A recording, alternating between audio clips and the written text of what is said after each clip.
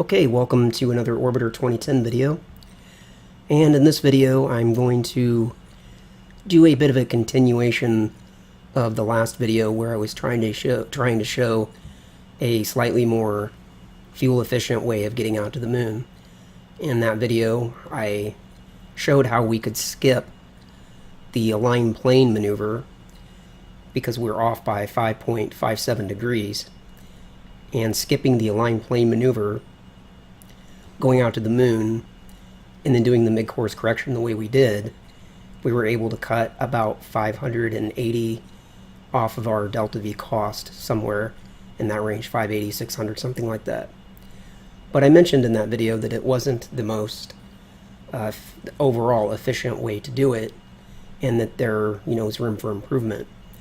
So in this video, I want to cover something that we can do that's still quite simple that will improve our overall fuel savings, and it's just an improvement overall. So let me move this a little bit off to the side. I'm trying to make sure I don't block the MFD with my camera, which I have a tendency to do. Okay, so that should be fine there. And let me bring up TransX on this side also, because we're not going to look at the align plane MFD. We don't need it. So this is the same scenario as before.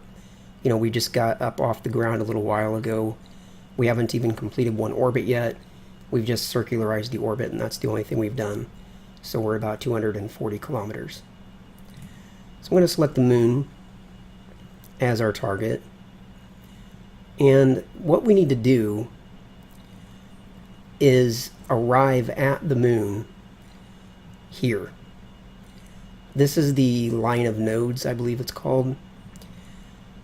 And I don't have any way to show visually how the planes work because I don't have orbit lines enabled in this particular orbiter installation, because I'm using the D3, D9 client, and that particular add-on is not compatible, so I can't use it with this orbiter installation. But what we need to do is plan our arrival time so that we will arrive at the moon here at this point. Now, the very best way to do this is to plan it from the ground up. But I wanted to show how you can do this even while you're already in space. The idea here is that it takes about 3.5 days to get to the moon. And one complete orbit of the moon around the Earth is 28 days roughly. So half, if you could imagine, if I slice this right down the middle, would be about 14 days.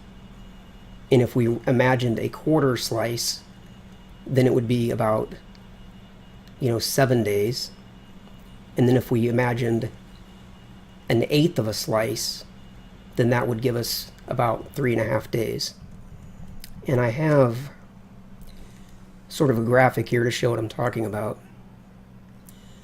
If we imagine this is the orbit of the moon, and one full orbit of the moon is, again, it's the full orbital period of 28 days, then half would be 14, and then a quarter orbit would be about 7 days. And then this little slice here, which would be an eighth, that would give us about 3.5 days. So what we need to do is advance time forward. We'll just use time acceleration. And we'll make sure that we have, radiator extended and all that. And we're just going to watch the moon move forward through space. Go out to 10,000x. And you can see the time's ticking by, the hours are going by quickly. Roughly here is 90 degrees. So that means we're now 7 days. That means the moon's now 7 days away from this point. So let's go forward a little farther. Because what we're looking for again is that 1/8 slice.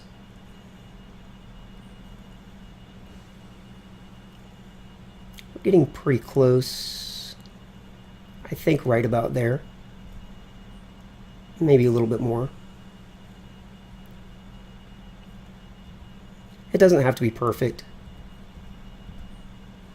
But yeah, that looks, just eyeballing it, that looks pretty close. Maybe even a little bit more than that. That's not quite. Yeah, I'm going to go with that. So now what we can do is just plan our regular maneuver. So we'll come over to maneuver mode, turn maneuver mode on, and go through the variables. We need our normal amount of prograde here, about 3.1.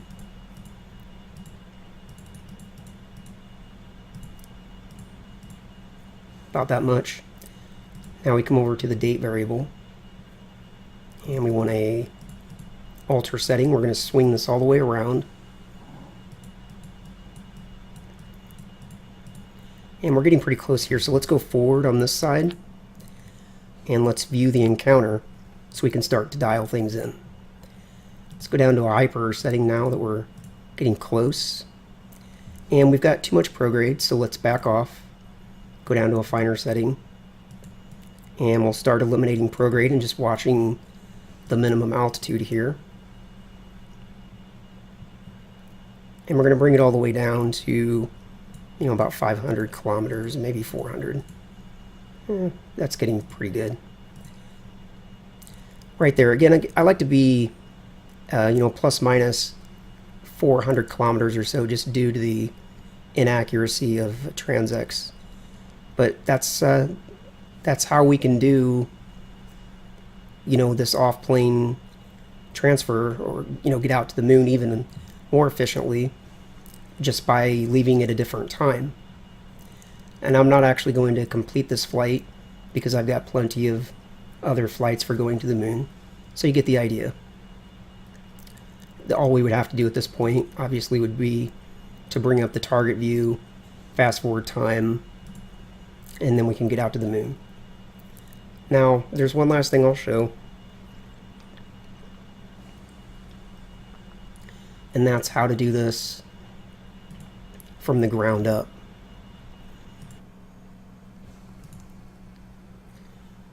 So let's bring back up the other scenario that has us on the ground.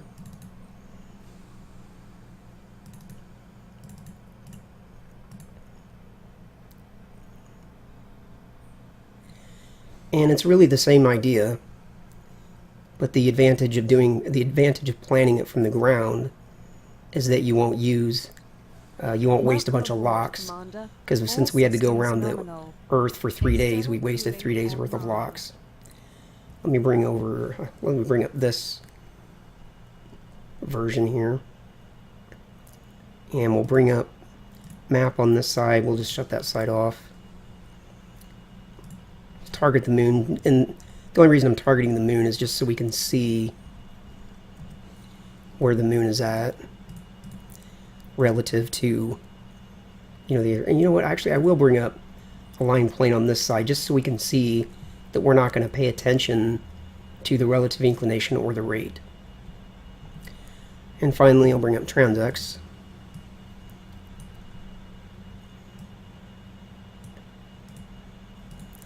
Now, again, normally, when you're on the ground, this is when you would want to take off, because your relative inclination is as low as it's going to get on this date, and the rate is already at negative 0.000.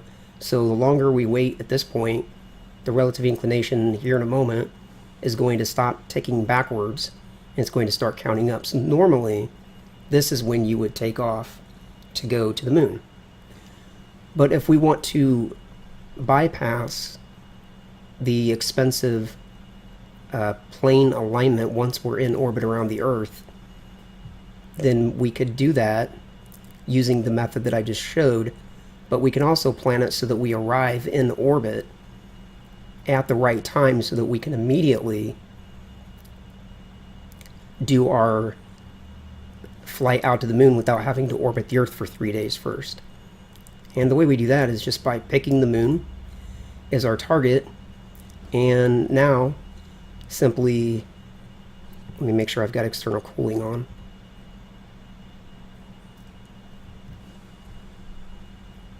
Okay, I do. And now we do exactly what we did before, which is just to warp time forward.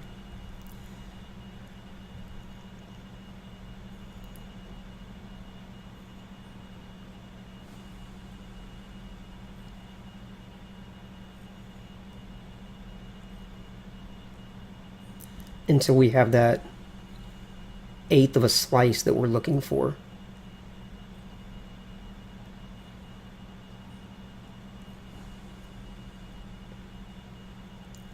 Which is right about there. And you might want to leave it a little bit less this way so you can plan on having an hour or two once you're in orbit, to get all your orbital maneuvering done to get your orbit circularized. But basically, that 1/8 of a slice is what we're looking for here.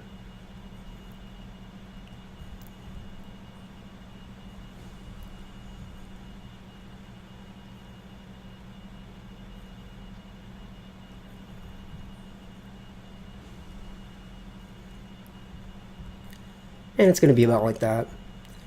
So now we would just take off, head to 90 degrees.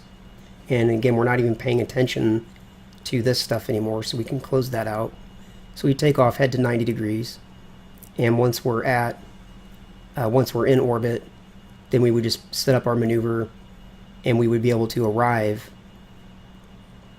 at the moon and be in plane with the moon without having to do the expensive align plane burn while still in low Earth orbit. Okay, so hopefully all of that makes sense and is easy to understand. If you have any questions about this particular video, go ahead and leave those questions down below and I'll try to respond to them. If you like the video, leave me a comment and I will see you next time.